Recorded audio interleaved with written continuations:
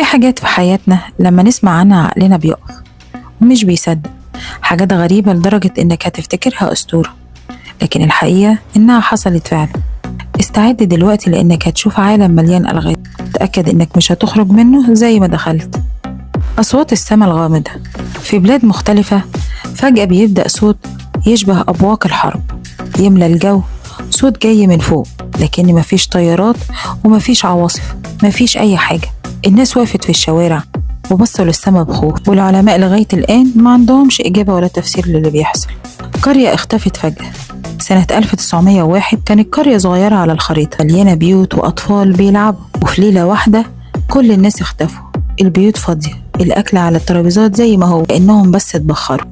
الطفل اللي رجع من الموت في الهند، طفل صغير مات في حادثة وأهله بكوا عليه أيام وفجأة رجع.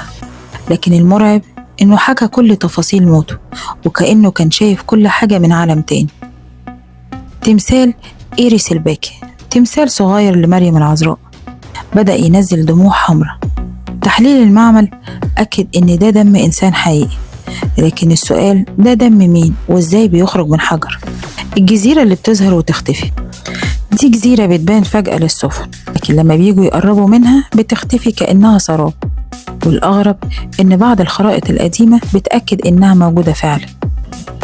في عالمنا في حاجات مش محتاجة تفسير، لأنها ببساطة مش من عالمنا. وانت لو حصلت معاك حاجة زي دي، هتحكي ولا هتفضل ساكت للأبد؟ اشترك في القناة واستنى اللي جاي.